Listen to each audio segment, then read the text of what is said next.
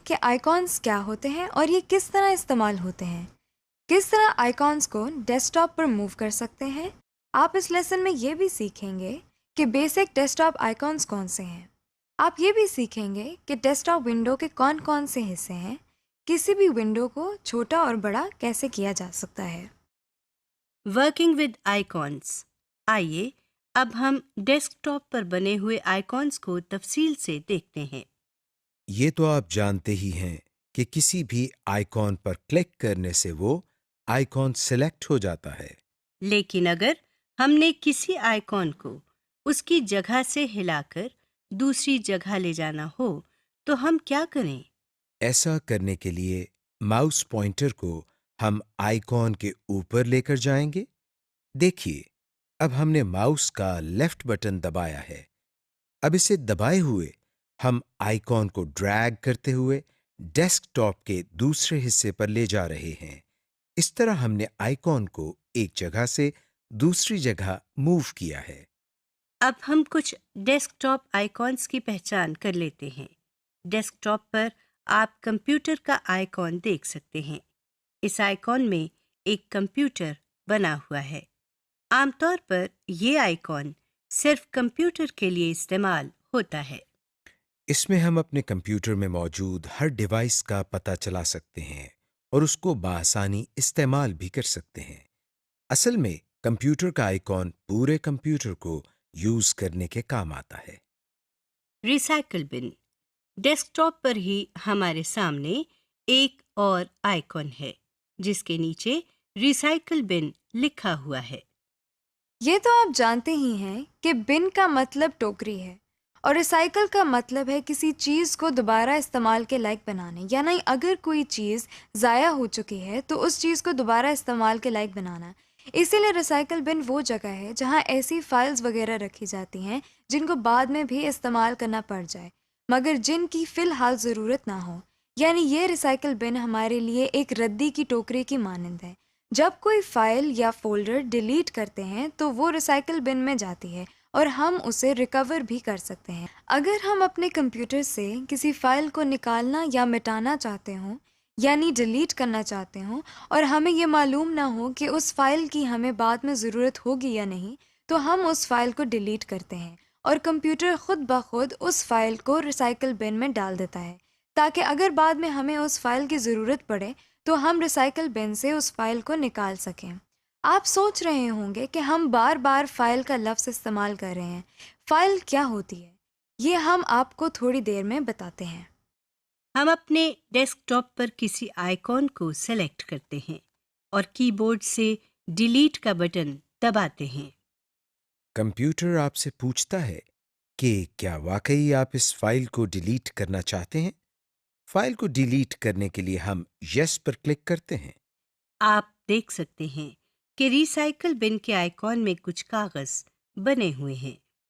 अब हम recycle bin पर डबल क्लिक करते हैं। जो विंडो हमारे सामने आई है उसके एड्रेस बार में रिसाइकल बिन लिखा हुआ है। हमारे सामने वही फाइल पड़ी हुई है जो हमने अपने डेस्कटॉप से डिलीट की थी।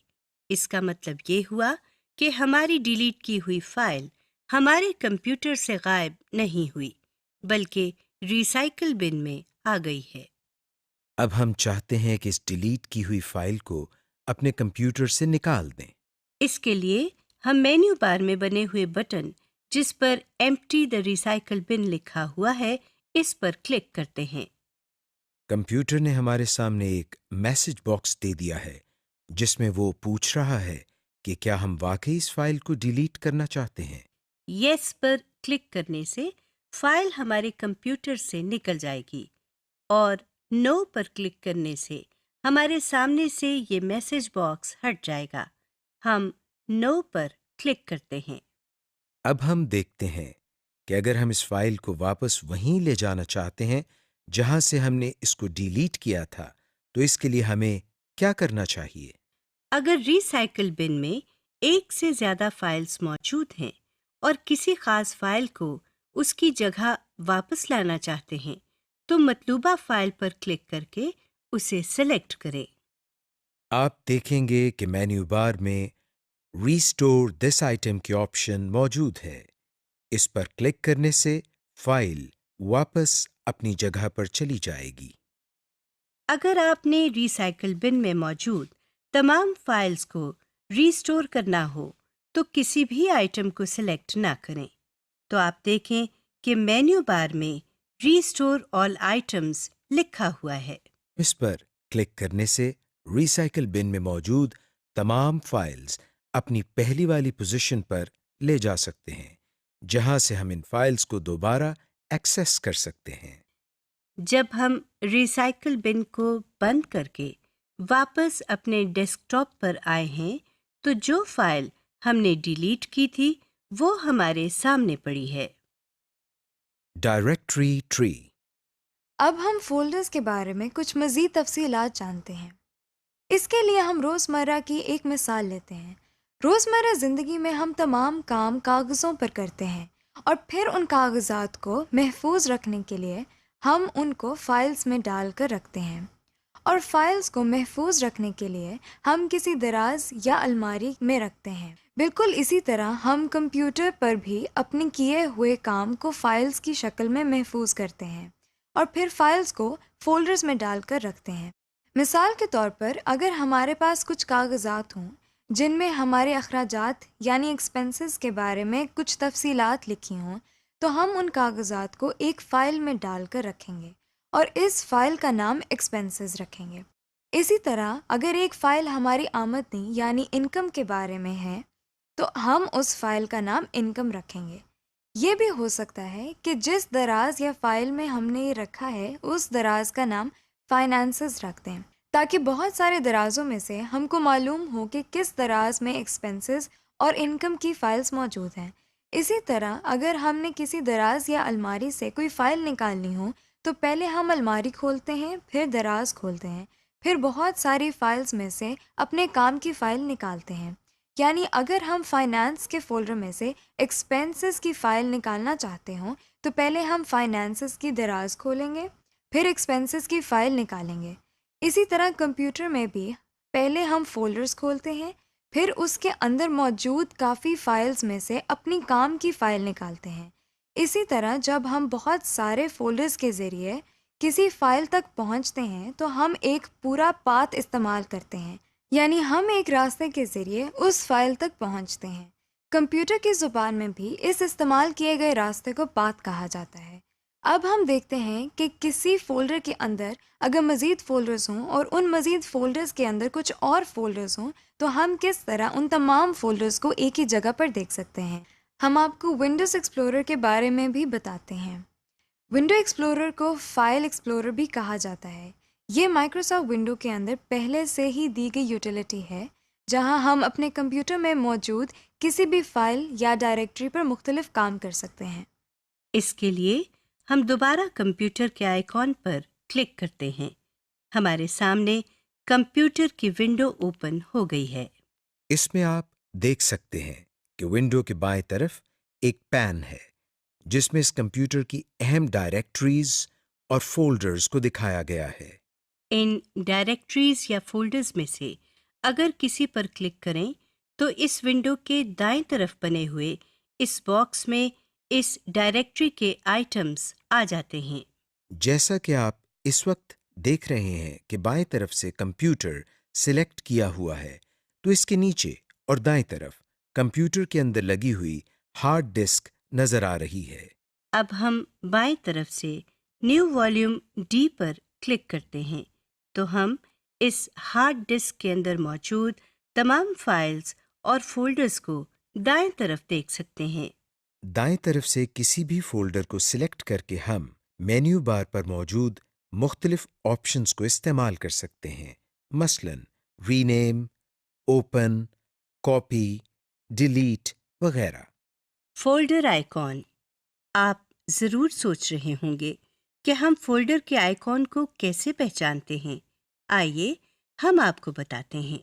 हम अपने डेस्कटॉप पर राइट क्लिक करते हैं, हमारे सामने एक लिस्ट आ गई है। अब हम अपना माउस पॉइंटर न्यू के आइटम पर लेकर जाते हैं। न्यू पर माउस ले जाते ही हमारे सामने एक और लिस्ट आ गई है। यहाँ से हम कुछ चीजों के आइकॉन्स बने हुए देख सकते हैं। सबसे ऊपर फोल्डर लिखा हुआ है और इसके साथ ही इसका आइकॉन भी बना हुआ है। ये आइकॉन सिर्फ फोल्डर्स के लिए मखसूस है। इसी तरह हम बाकी फाइल्स या सॉफ्टवेयर्स के आइकॉन्स भी बने हुए देख सकते हैं। फोल्डर के आइटम पर क्लिक करने से हमारे डेस्कटॉप पर एक नया फोल्डर आ गया है। ये आइकॉन सिर्फ फोल्डर्स के लिए मखसूस है। अगर आप किसी जगह इस आइकॉन को देखें तो समझ लें कि ये फोल्डर है। Create a desktop shortcut icon.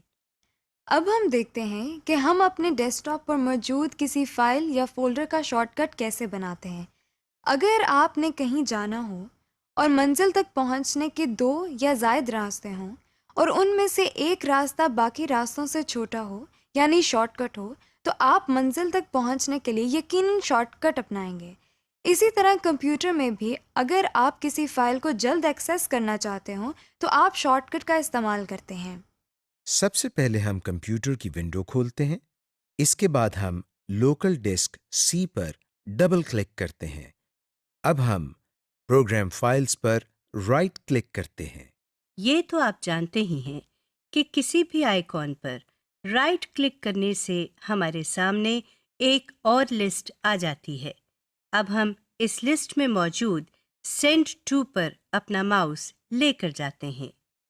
आप देख सकते हैं कि आपके सामने एक और लिस्ट आ गई है। इस नई लिस्ट में मौजूद हम दूसरे आइटम पर क्लिक करते हैं जहां डेस्कटॉप क्रिएट शॉर्टकट लिखा है। अब हम इस विंडो को बंद कर देते हैं। हमारे सामने डेस्कटॉप पर एक और फोल्डर बना हुआ आ गया है। जिस पर क्लिक करते हैं तो इसका नाम प्रोग्राम्स फाइल शॉर्टकट लिखा हुआ है।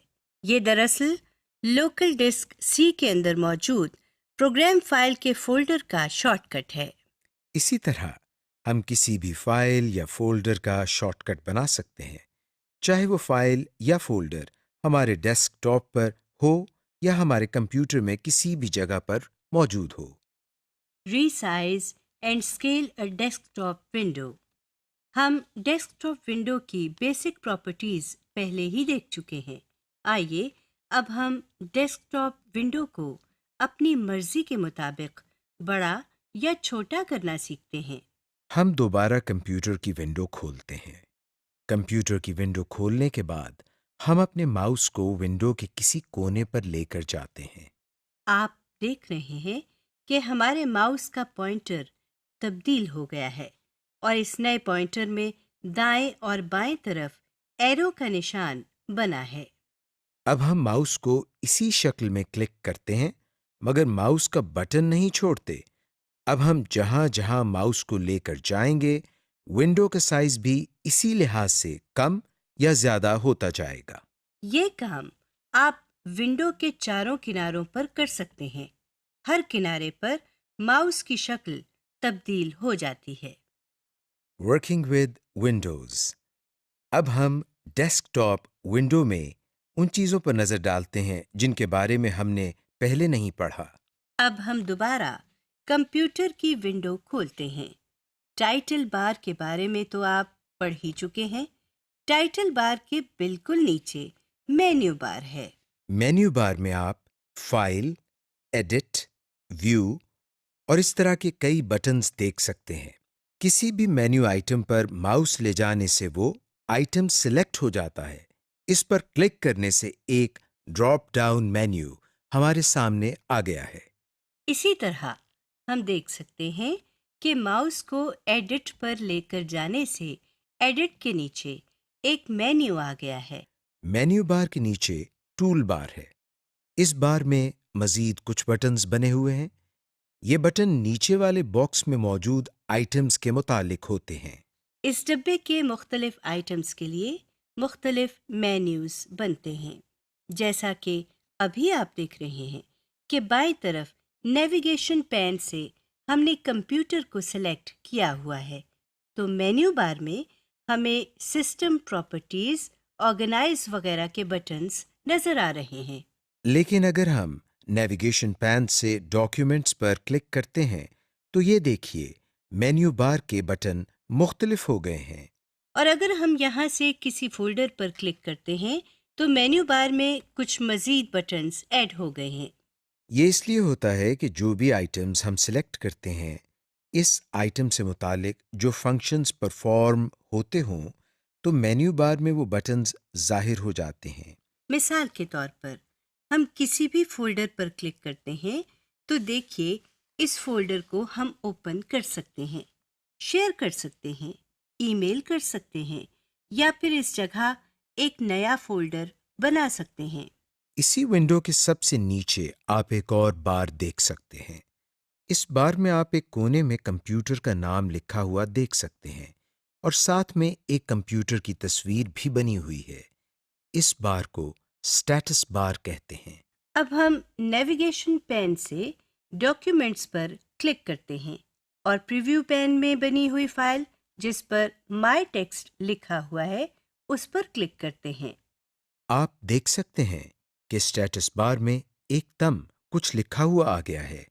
इसका मतलब ये हुआ कि स्टेटस बार हमें इस फाइल के बारे में कुछ मालूमात दे रहा है। Applications window. अभी तक हमने विंडोज़ के बारे में जनरल बातें सीखी हैं, यानी हमने उन फंक्शनैलिटीज़ के बारे में सीखा है जो हर विंडो में होती हैं। हम ये भी जानते हैं कि कुछ ऐसे सॉफ्टवेयर्स हैं जिनको हम सिस्टम सॉफ्टवेयर कहते हैं, मसलन ऑपरेटिंग सिस्टम, और कुछ सॉफ्टवेयर्स ऐसे हैं जिनको एप्लीकेशन सॉफ्टवेयर कहा जाता है। एप्लीकेशन सॉफ्टवेयर के ज़रिए हम ऐसे काम कर सकते हैं जो हमारी रोज़मर्रा ज़िंदगी में अप्लाई होते हैं। ये सॉफ्टवेयर्स देखने में बिल्कुल आम विंडोज़ की तरह होते हैं, मगर उन सॉफ्टवेयर्स में कुछ इजाफी खूबियाँ भी होती हैं। आइए अब कुछ एप्लीकेशन सॉफ्टवेयर्स के बारे में देखते हैं। सबसे पहले माइक्रोसॉफ्ट वर्ड खोलते हैं जो कि एप्लीकेशन विंडो की बेहतरीन मिसाल है। इसके लिए हम स्टार्ट के बटन पर क्लिक कर रहे हैं। सामने आने वाली लिस्ट में हम अपने माउस को ऑल प्रोग्राम्स पर क्लिक करते हैं तो हमारे सामने एक और लिस्ट आ गई है। इस लिस्ट में से हम माइक्रोसॉफ्ट ऑफिस पर क्लिक करते हैं। इस नई लिस्ट में से अब हम माइक्रोसॉफ्ट वर्ड 2010 पर क्लिक कर रहे हैं। आप देख सकते हैं कि जो विंडो आपके सामने आई है, इसके टाइटल बार में माइक्रोसॉफ्ट वर्ड लिखा हुआ है, यानी ये माइक्रोसॉफ्ट वर्ड की एप्लीकेशन है। आपने देखा होगा कि माइक्रोसॉफ्ट वर्ड भी किसी विंडो से कुछ ज़्यादा मुख्तलिफ नहीं है। जैसा कि आप देख चुके हैं, इसमें भी एक टाइटल बार है जैसे हर डेस्कटॉप विंडो में होती है। इस एप्लीकेशन विंडो में टाइटल बार के नीचे रिबन टैब्स हैं जिसमें फाइल, इंसर्ट, होम वगैरह लिखा हुआ है। हर रिबन टैब के नीचे बहुत सारे फॉर्मेटिंग मेन्यूज हैं। ये हमने किसी भी विंडो में नहीं देखा था। आप सोच रहे होंगे कि फॉर्मेटिंग मेन्यूज को हम किस लिए इस्तेमाल करते हैं। आपको हम फॉर्मेटिंग मेन्यूज अगले मॉड्यूल में इस्तेमाल करना सिखाएंगे जब आप माइक्रोसॉफ्ट वर्ड के बारे में तफसील से पढ़ेंगे। किसी भी डेस्कटॉप विंडो की तरह एप्लीकेशन विंडो में भी स्टेटस बार होती है। आपको याद होगा कि हमने स्टेटस बार को विंडो के सबसे नीचे देखा था और ये भी याद होगा कि ये किस लिए इस्तेमाल होती है। एप्लीकेशन विंडो में भी स्टेटस बार सबसे नीचे दी गई है, जैसा कि आप देख रहे हैं। Minimise and maximise applications window. जिस तरह हमने विंडो को मिनिमाइज और मैक्सिमाइज किया था, उसी तरह हम एप्लीकेशन विंडो को भी मिनिमाइज या मैक्सिमाइज कर सकते हैं। आप अपनी स्क्रीन पर डैश का बटन बना हुआ देख सकते हैं। इस बटन पर क्लिक करते ही हमारे सामने मौजूद विंडो एक आइकॉन की शक्ल इख्तियार कर चुकी है और हमें टास्क बार में नजर आ रही है। जिस तरह हमने विंडो को रीस्टोर किया था, बिल्कुल उसी तरह हम इस विंडो को भी रीस्टोर करते हैं। हम अपने माउस से इस विंडो के आइकॉन पर क्लिक करते हैं तो ये विंडो टास्क बार से निकलकर दोबारा हमारे सामने आ गई है। जैसे हमने विंडो को बड़ा किया था और वो विंडो हमारी पूरी स्क्रीन पर आ गई थी, उसी तरह हम एप्लीकेशंस विंडो को भी मैक्सिमाइज कर सकते हैं। हम टाइटल बार में बने हुए बॉक्स के बटन पर क्लिक करते हैं और देखते हैं कि ये विंडो भी हमारी पूरी स्क्रीन पर आ गई है। Active and inactive window. अब हम एक बहुत ही अहम और दिलचस्प चीज सीखते हैं। हम ये देखते हैं कि अगर हमारे पास एक से ज्यादा विंडोज खुली हों और हमने एक विंडो से दूसरी विंडो में जाना हो तो हमें क्या करना चाहिए। दूसरी विंडो खोलने के लिए हम सबसे पहले माइक्रोसॉफ्ट वर्ड की विंडो को मिनिमाइज करते हैं और फिर डेस्कटॉप पर से कंप्यूटर के आइकॉन पर डबल क्लिक करते हैं। आप देख सकते हैं कि टास्क बार में 2 आइकॉन्स बन चुके हैं। अब हम टास्क बार में मौजूद माइक्रोसॉफ्ट वर्ड की एप्लीकेशन विंडो के आइकॉन पर क्लिक करते हैं। आपने देखा, आपके सामने कंप्यूटर वाली विंडो नीचे टास्क बार में आइकॉन की शक्ल में नजर आ रही है, जबकि माइक्रोसॉफ्ट वर्ड वाली विंडो आपके सामने स्क्रीन पर मौजूद है। जो विंडो हमारे सामने खुली हुई हो, इस विंडो को हम एक्टिव विंडो कहते हैं, और जो विंडो बज़ाहिर खुली दिखाई न दे मगर हमें टास्क बार में नजर आ रही हो, उस विंडो को हम इनएक्टिव विंडो कहते हैं। Closing applications window. इस लेसन की आखिरी चीज जो आप सीखेंगे वो ये है कि एप्लीकेशंस विंडो को बंद किस तरह किया जाता है। एक तरीका तो आप जानते ही हैं, यानी टाइटल बार में बना हुआ क्रॉस का बटन दबाकर। एप्लीकेशन विंडो को बंद करने का एक तरीका और भी है। इसके लिए हम फाइल मेन्यू पर क्लिक करते हैं। इस लिस्ट की सबसे आखिरी ऑप्शन जिस पर एग्जिट लिखा हुआ है उस पर क्लिक करते हैं। इस पर क्लिक करते ही ये विंडो बंद हो गई है और इस विंडो का आइकॉन भी टास्क बार में नजर नहीं आ रहा। समरी। इस लेसन में हमने पढ़ा कि आइकॉन्स किसे कहते हैं और आइकॉन्स के क्या फ़वाइद हैं, किस तरह हम आइकॉन्स को सिलेक्ट कर सकते हैं और किस तरह उनको अपने डेस्कटॉप पर मूव कर सकते हैं। इस लेसन में आपने काफ़ी आइकॉन्स की पहचान भी कर ली है। आपने ये भी सीख लिया कि किस तरह किसी भी आइकॉन का शॉर्टकट बनाया जाता है। इस लेसन के बाद आपको डेस्कटॉप विंडो और एप्लीकेशन विंडो के मुख्तलिफ हिस्सों की पहचान भी हो गई है। आप ये भी जान चुके हैं कि किस तरह एक विंडो को छोटा या बड़ा किया जाता है, किस तरह विंडो के साइज़ को अपनी मर्ज़ी के मुताबिक कम या ज़्यादा किया जा सकता है। आपने एप्लीकेशन विंडो को बंद करने के मुख्तलिफ तरीके भी सीख लिए हैं।